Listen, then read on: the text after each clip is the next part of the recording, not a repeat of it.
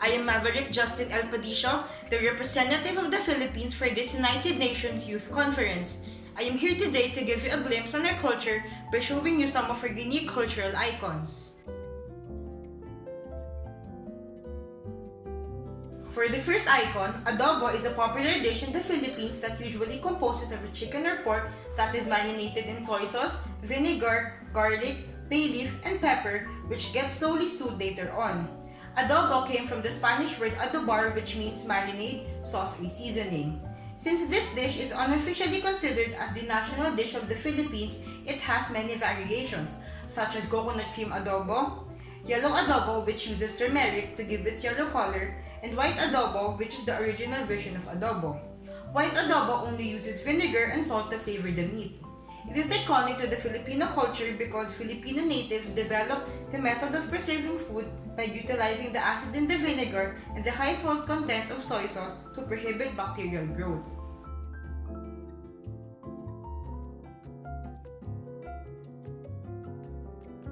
For the second icon, malong is a traditional Filipino rectangular or tube-like wraparound skirt that has various geometric patterns.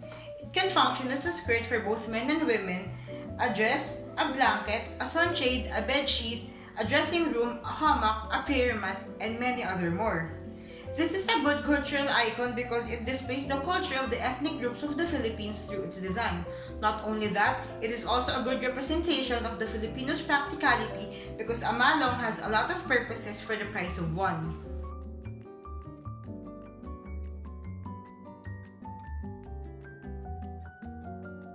The third icon is the tricycle. Aside from jeepneys, the tricycle is another prominent and inexpensive mode of transportation in the Philippines. It is a motorcycle that has a sidecar attached to it in order to accommodate more people. These tricycles are mostly used for short distance travels and are usually seen in small towns, subdivisions, and markets. You can ride tricycles along with other passengers and pay an average rate, or ride it privately, which they also call as special, where you pay a higher rate equivalent to the usual number of passengers. It is considered to be a cultural icon of the Philippines because it depicts the creativity of the Filipinos in transforming the motorcycle into a vehicle that can allow more people to ride it and make it as a means of livelihood.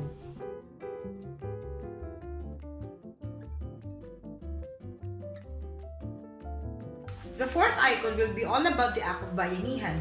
In the Philippines, it is common to see bayanihan among the people of a certain community.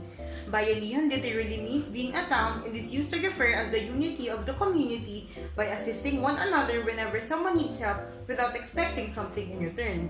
It is derived from the Filipino word bayan, which means town, nation, or community in general.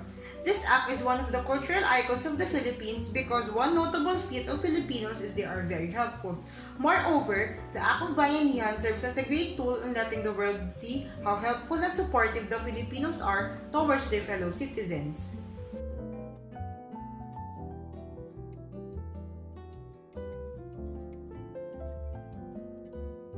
For the fifth and final icon, it will revolve around respect. Another noteworthy trait of Filipinos is they are polite. When Filipinos are addressing elders, they use honorifics such as po and opo, ate and kuya, and manong and manang to display courtesy to the person they are talking to. In addition, one gesture that Filipinos do is the act of pagmamano, wherein they raise the back of the hands of their elders to their foreheads as a sign of respect. These small acts of politeness are iconic to my culture because it highlights how Filipinos give utmost regard in showing respect towards their elders. As I end, I want to say that the Filipino culture is indeed diverse. In order to have a good understanding of it, you must look at it from all the aspects of culture. I do hope that you learned something new from my speech. Thank you so much for listening and have a nice day ahead of you.